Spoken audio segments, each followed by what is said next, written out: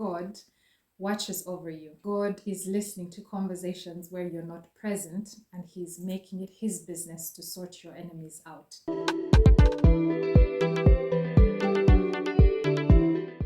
Miriam and Aaron were having what I will call a careless conversation, and they were criticizing Moses. They were criticizing him, criticizing whom he had married, and they said, things like, has the Lord spoken only through Moses? Hasn't he spoken through us also? So they were going the comparison path.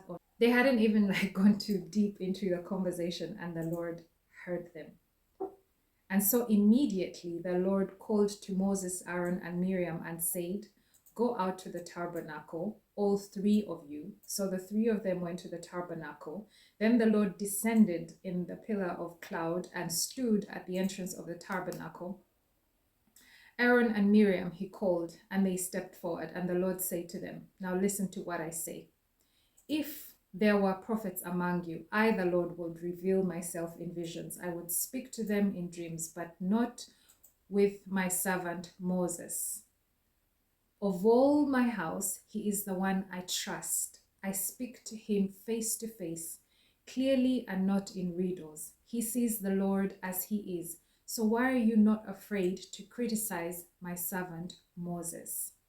The Lord was so angry with them, and he departed. As the cloud moved from above the tabernacle, there stood Miriam, her skin as white as snow from leprosy. When Aaron saw what had happened to her, he cried out to Moses, "O my master, please do not punish us for this sin we have so foolishly committed. Don't let her be like a stillborn baby already decayed at birth." So Moses cried out to the Lord, "O God, I beg you, please heal her." But the Lord said to Moses, "If her father had done nothing more than spit in her face, wouldn't she be defiled for 7 days?" So God kept her outside the camp for 7 days, and after that, she may be accepted back. So Miriam was kept outside the camp for 7 days, and the people waited until she was brought back before they traveled again. And then they left Hazeroth and camped in the wilderness of Paran. So guys, this story is like, when I read it, it gave me goosebumps, because sometimes we're having very careless conversations about people. Now, in those days, like when someone was anointed and called of the Lord, it was very, very, very obvious, because God did like crazy things, like, he let voices speak from heaven. He sent down pillars of clouds, and he sent down fire and things like that. And don't get me wrong, he still does them today. But sometimes we are carelessly gossiping about people that we do not know, and that can get us into trouble. Like, these guys had just said 2 sentences, and then God came down and he summoned them, and he showed them, that's not the way it's going to be. Now, I don't want to share this episode primarily from the perspective of warning us about careless speech and talking about things we have no idea about, and that we're bringing harm onto ourselves. I want to talk to you from the perspective of you being the Moses, you being the called one, and knowing that God watches over you. Like, God is listening to conversations where you're not present, and he's making it his business to sort your enemies out.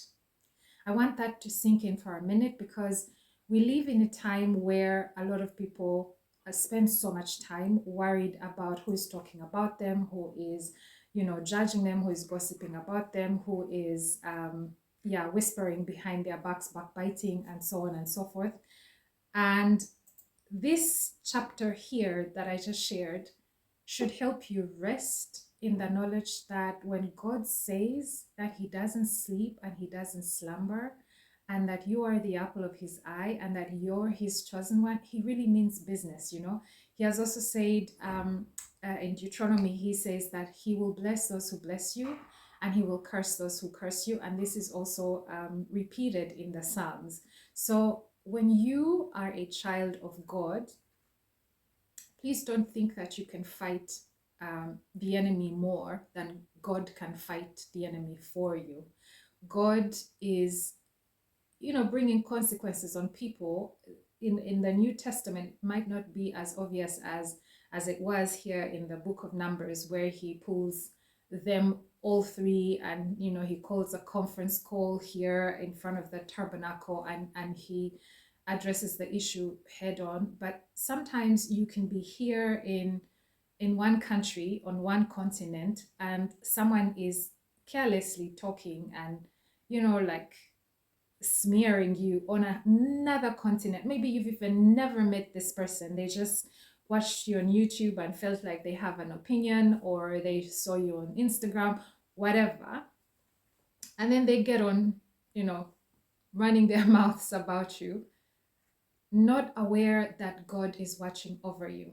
Now, sad for them if they're not aware, but sad for you if you lose sleep over such things and fail to see that you really should walk in boldness and in courage and in confidence, because the God who calls himself your Father, he really minds your business. He really, like, it gives me goosebumps, that sometimes, even like when I read this verse about Miriam getting leprosy, verse 9, I'm like, perhaps there are people out there who have diseases that they shouldn't have because they were careless with their speech.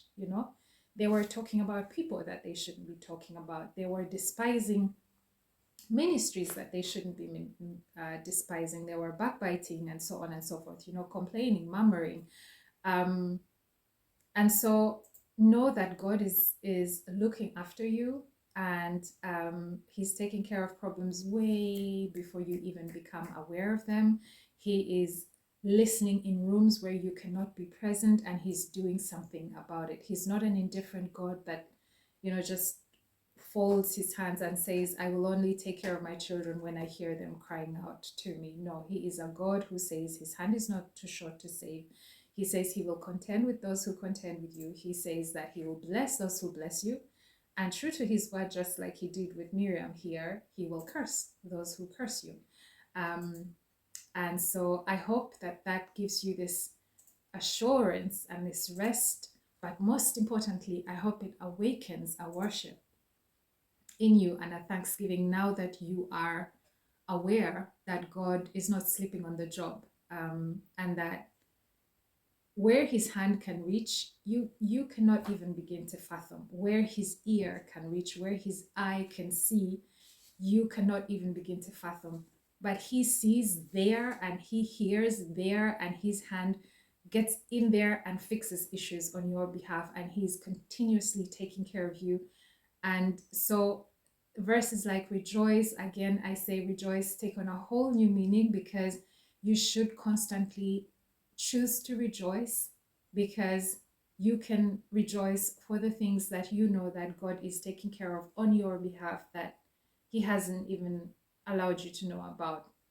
But as long as you're his child, he's on the job, and trust me, nobody can be more excellent at protecting you, at looking out for you, than God himself. He promises it, he does it. He has left so many examples in the word to prove it. And I hope today you realize that he is minding your business. He cares about you. He protects you. And he does it proactively. And I feel very sorry for those that think they can just mess around with you, because God will intercept and he will take care of them. And I want to close with this, it's so beautiful how when Aaron realized his mistake and he reached out to Moses and he said, please, I beg you, please reach out to God and let him not punish us for this sin. I love how Moses reacted. It's also depicted in how Joseph reacted, when his brothers were in need, the same brothers that had thrown him in the pit. It's the heart of God that, when people realize what they have done and they need mercy, that we show them mercy.